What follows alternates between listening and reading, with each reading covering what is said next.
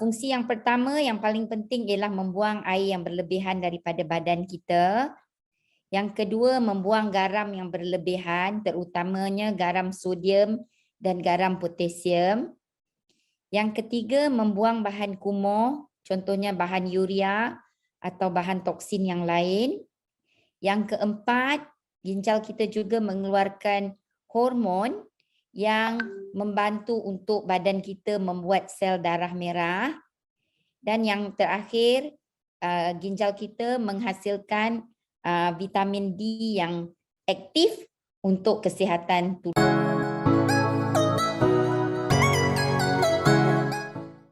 So apabila ginjal kita rosak,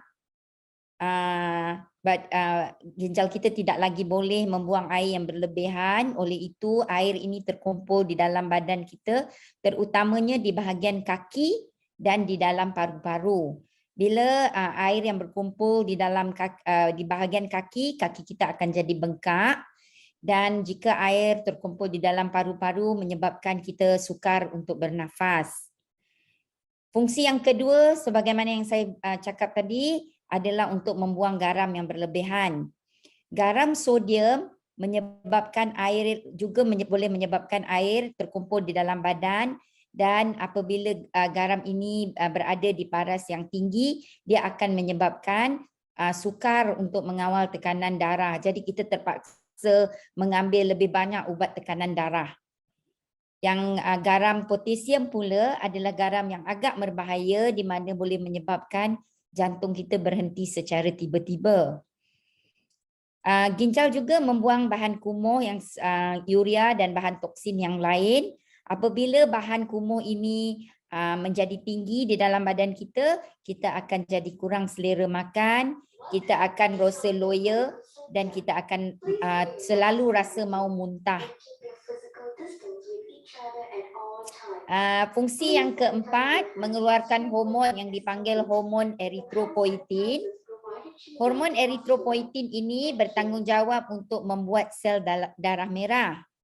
Apabila kita kekurangan hormon ini, paras sel darah merah kita akan menjadi rendah ataupun ini juga dipanggil kondisi anemia.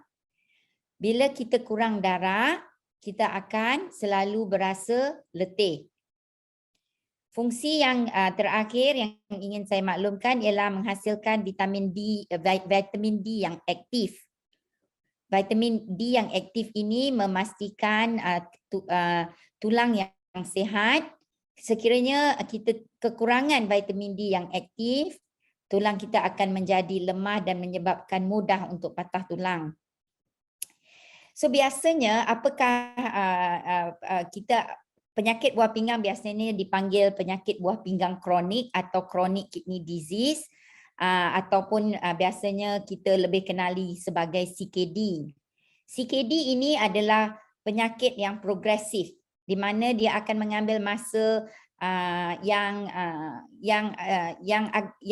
lama daripada masa bulan ataupun tahun untuk dia menjadi semakin turun.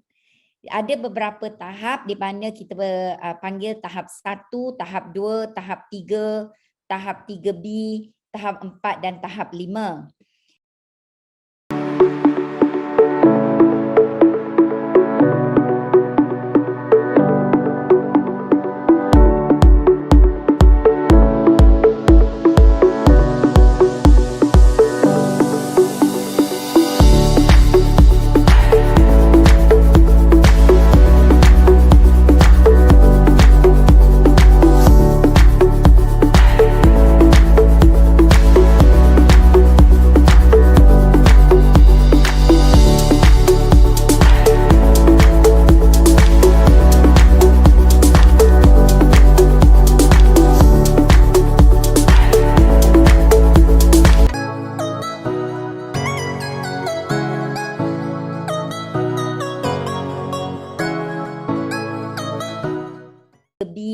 Tahap 4 dan tahap 5.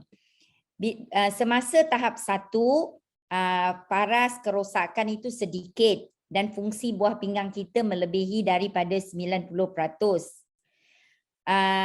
dan daripada tahap 1 dia boleh menjadi ke tahap 2. Bila ke tahap 2, fungsi buah pinggang kita berkurangan sedikit di paras 60 ke 89%.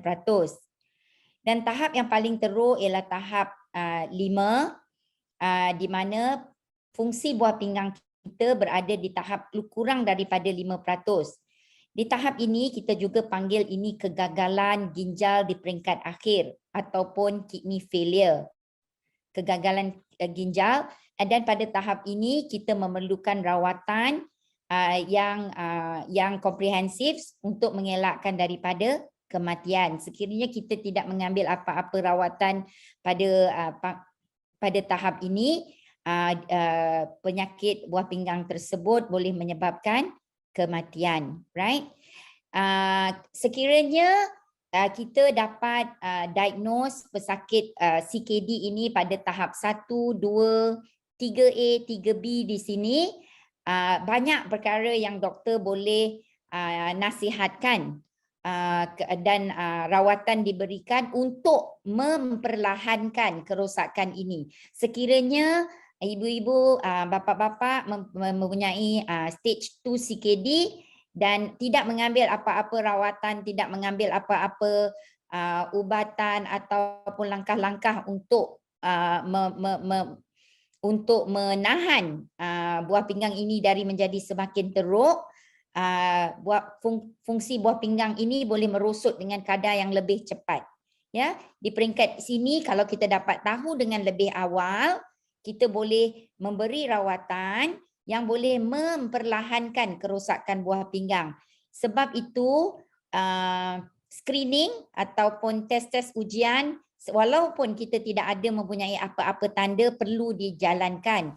Right? Kebanyakan pesakit yang mempunyai CKD tahap 1 hingga ke tahap 3B ini tidak mempunyai apa-apa tanda. Dia adalah silent disease.